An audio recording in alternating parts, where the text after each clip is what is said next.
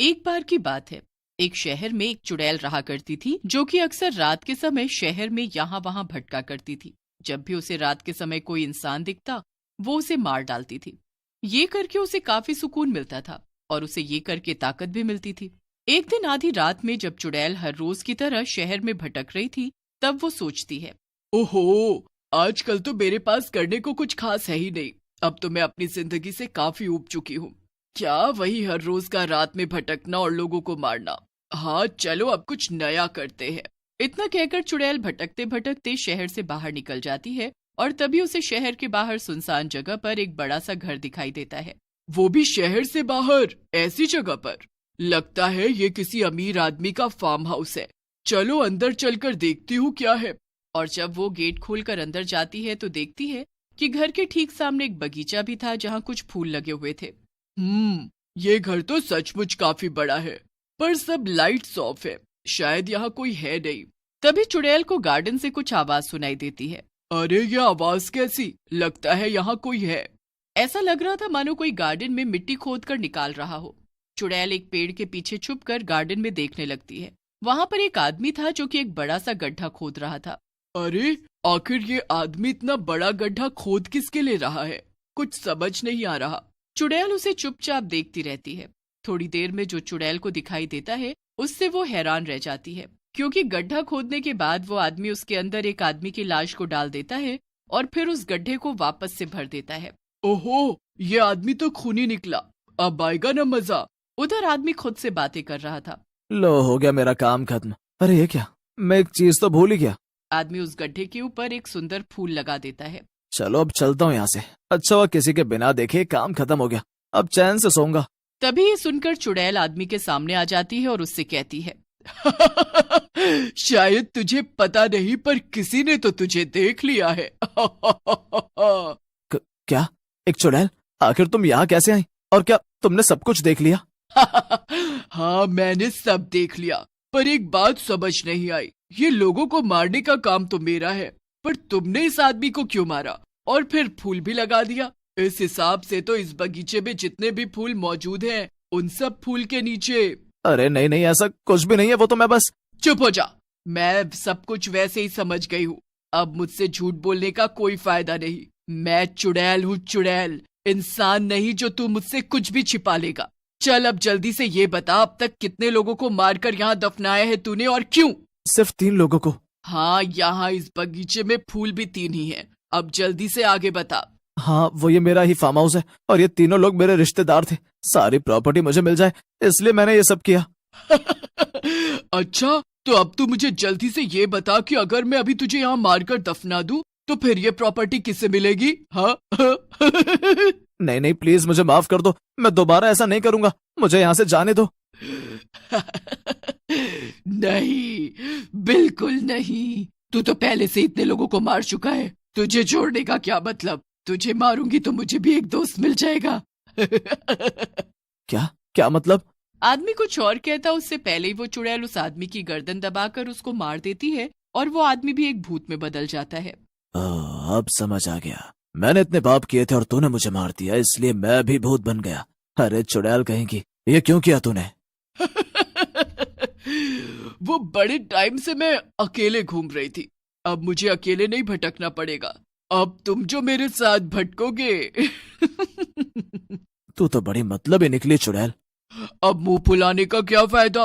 अब तो जो होना था हो गया। वैसे हाँ, मुझे ना तुम्हारा ये फूलों के बगीचे वाला आइडिया काफी पसंद आया। अब हम दोनों ऐसे ही लोगों को पकड़ कर लाएंगे और उन्हें यहाँ मारकर दफनाएंगे। ऐसे हमारा बड़ा सा फूलों का बगीचा हो जाएगा। वैसे भी मुझे फूल काफी पसंद है। हे भगवान, मरने से पहले तो मैं प्रॉपर्टी के लिए लोगों को मार रहा था, पर अब मरने के बाद मैं क्यों लोगों को मारूंगा भला? अरे वो इसलिए क्योंकि लोगों को मारकर ही हमें ताकत मिलती है। अच्छा ठीक है, फिर जैसा तुम कहो। फिर क्या था, भूत इंसान को पकड़ कर लाता और चुड़ैल उसे मारकर बगीचे में दफना देती। कुछ समय तक ऐसा ही चलता रहता है। भूत और चुड़ैल धोखे से लोगों को बगीचे तक लेकर आते और फिर उन्हें मारकर वो वहीं बगीचे में दफना देते थे। और तो और उसके बाद चुड़ैल उस जगह पर एक सुंदर फूल लगा देती थी। एक दिन चुड़ैल भूत से कहती है, देखो ना मेरा बगीचा कितना सुंदर लग रहा है। यहाँ कितने तरह तरह के फूल हैं। अब वो बस कोने में थोड़ी सी जगह बची है। आज रात तुम जल्दी से किसी इंसान को पकड़ कर लाओ, फिर मैं उस जगह पर भी एक फूल लगा दूंगी। वो सब तो ठीक है, पर लोगों के बीच अफवाह फैल गई है कि एक भूत और एक चुड़ैल लोगों को किडनैप करके उन्हें मार डालते हैं। इसलिए लोगों ने रात में अपने घर से निकलना बंद कर दिया है। और तो और कुछ भूत पकड़ने वाले तांत्रिक और पंडित रात में हमें पकड़ने के लिए भी निकलते हैं। उन्होंने मुझे देख लिया तो गड़बड़ हो जाएगी। अरे तो मैं क्या करूं? नहीं, मैं नहीं जानती कुछ भी। मुझे मेरे बगीचे में उस आखिरी जगह पर ही फूल लगाना है। तुम कुछ भी करके इंसान ढूंढ कर लाओ। अच्छा ठीक है, पर ये आखिरी बार है। इसके बाद हम लोग ये जगह छोड़कर कहीं दूर जाएंगे, ठीक है ना? हाँ हाँ ठीक है। भूत इंसान को ढूंढने के लिए चला जाता है और उधर चुड़ैल हंसने लगती है। इस बेवकूफ भूत को लगता है कि मैं अपने इस खूबसूरत बगीचे को छोड़कर कहीं और जाऊंगी। इसे जाना हो तो जाए, मैं तो नहीं जाने वाली कहीं भी। भूत शहर में भटकते भटकते इंसान ढूंढने लगता है, पर उसे कहीं कोई जानवर तक दिखाई नहीं देता। अब क्या करूं, सब लोग तो डर के मारे अपने घर में छिपे बैठे हैं। यहाँ शहर में तो अब एक बिल्ली तक दिखाई नहीं दे रही। तभी उस भूत को सड़क पर थोड़ी दूर पर चल रही एक लड़की दिखाई देती है। ओहो, ये लड़की इतनी रात का इस सुनसान सड़क पर क्या कर रही है? अजीब बात है, पर मुझे क्या, जल्दी से इसे पकड़ लेता हूँ और चुड़ैल के पास ले जाता हूँ, फिर छुट्टी मिलेगी।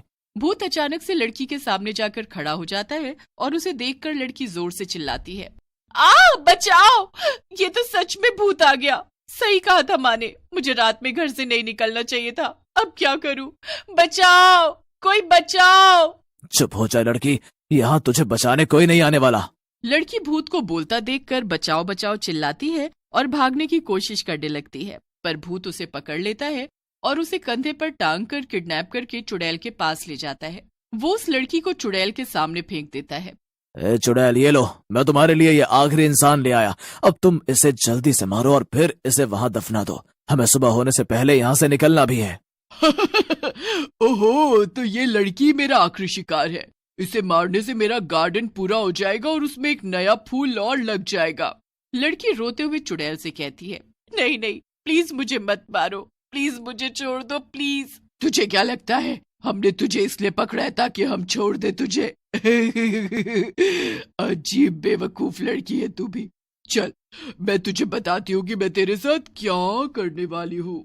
अरे अब तुम ये टाइम पास क्यों कर रही हो? जल्दी से इसे मारो ना, हमें यहाँ से निकलना भी तो है।